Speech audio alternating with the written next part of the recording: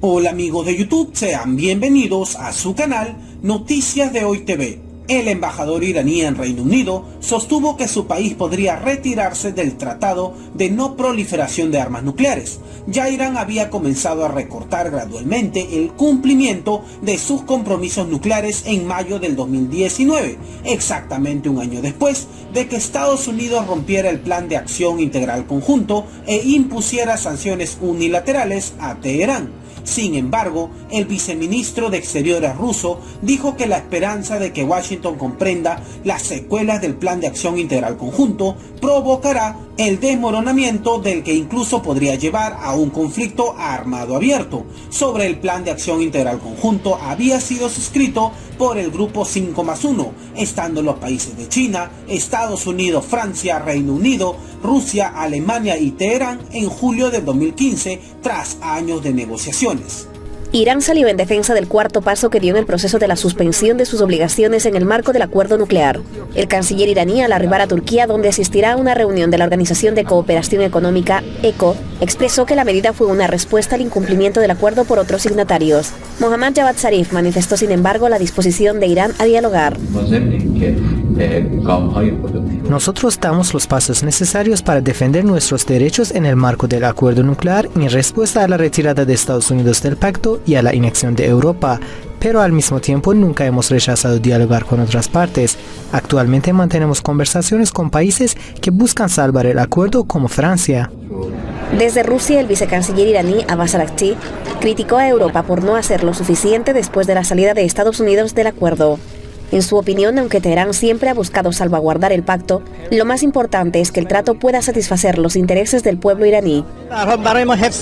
De todas maneras, lo más importante de todo es nuestro interés, no solo preservar el Plan Integral de Acción Conjunta. Es decir, lo más esencial para nosotros es que satisfaga el interés del pueblo, y esto requiere una severa voluntad que ya fue demostrada por parte de la República Islámica de Irán. Rusia, a su vez, responsabilizó a Estados Unidos por la situación actual en la que se encuentra el pacto.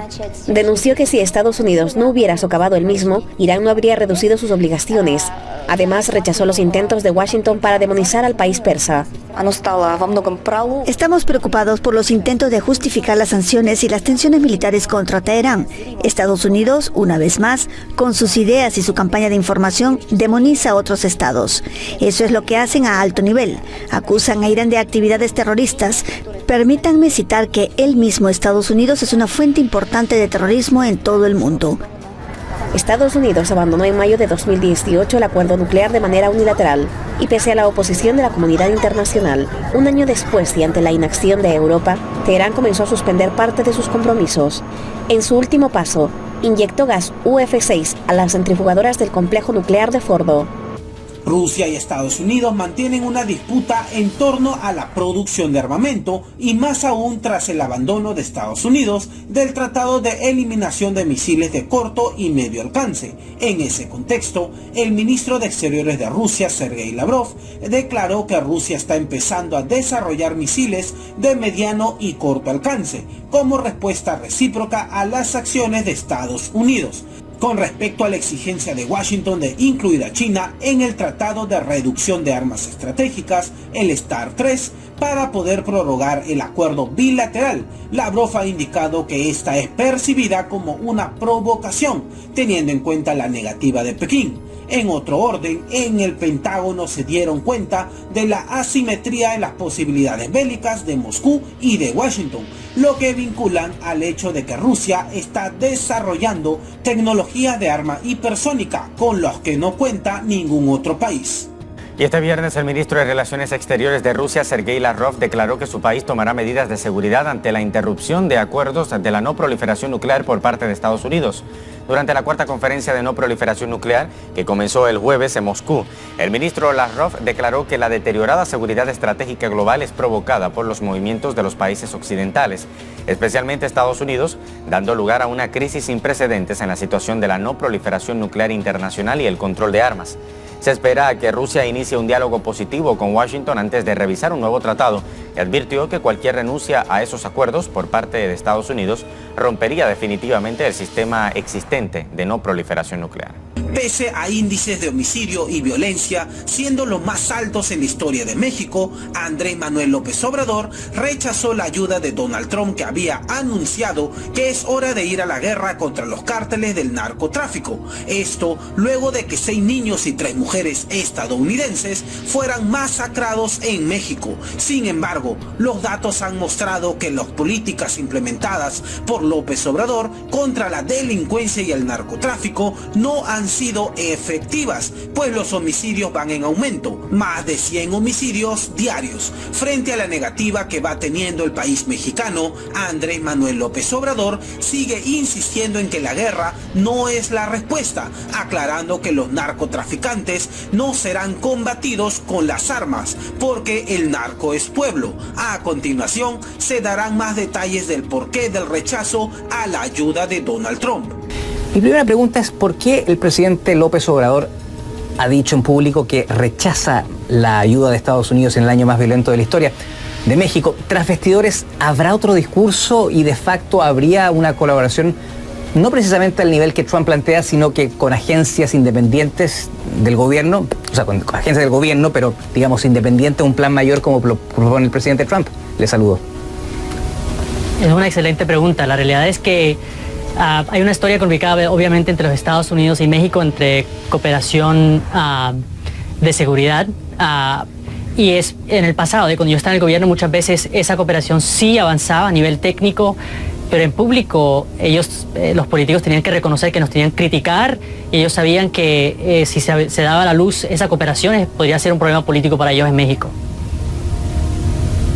Ahora bien, la economía apenas crece en México. El plan de seguridad aparentemente, a juicio de algunos analistas, no estaría dando los resultados esperados. Entonces, ¿por qué el gobierno de México no acepta una ayuda contundente de su vecino para derrotar al crimen organizado, o al menos intentar hacer un esfuerzo mayor en ese sentido? Es difícil entender eso, porque la realidad es que el tema del narcotráfico es un tema transnacional, número uno. Número dos, es un tema en donde los Estados Unidos tienen una gran parte de la responsabilidad. Obviamente la demanda de drogas de los Estados Unidos entre el 2007 y el 2018, 150,000 armas que llegaron a las manos de los carteles vinieron de los Estados Unidos. Entonces, y el 70% de las armas capturadas por oficiales y fuerzas de seguridad mexicanas vinieron de los Estados Unidos. Entonces ahí tiene que haber una cooperación, no solo de que los Estados Unidos esté apoyando y coordinando con México en contra de los carteles, pero también los Estados Unidos tienen una gran responsabilidad para cooperar con México en tratar de frenar el tráfico de armas y bajar la demanda de la droga. Me llama la atención que con el título The Cartelization of Mexico, el Wall Street Journal señala que los cárteles ocupan gran parte del territorio de la República Mexicana y que el gobierno está abrumado por el poder económico del crimen organizado y de su logística y la cantidad precisamente de armas que tiene. A la vez, el periódico señala que no se debe descartar una intervención militar por parte de Estados Unidos. Sobre este punto, ¿qué lectura tiene, Juan? Bueno, el general John Pershing nunca tuvo éxito buscando a Pancho Villa en México. Eso es un error. México es un estado soberano. Pero eso sí, yo creo que la política de seguridad del presidente López Obrador de abrazos, no balas, es uno que es solo parte de la solución. Claro que hay que contrarrestar los retos sociales que llevan a la criminalidad, pero si no hay un Estado de Derecho, y eso quiere decir policía efectiva, no corrupta, tener fuerzas judiciales, cuerpos judiciales que pueden establecer el Estado de Derecho y prisiones que funcionan, esos son elementos que tienen que complementar el aspecto social. Ignorar eso es algo que, pues lo que se habla hoy en día es que el Estado ha cedido el control de ciertas partes del país, y eso es algo que no puede suceder en un país tan grande como México. A través de la inteligencia financiera, ¿no se podrían precisamente cortar los millonarios flujos de dinero del narcotráfico y del crimen organizado para al menos debilitar a estos cárteles? Definitivamente, y se hizo eso mucho bajo el presidente Felipe Calderón.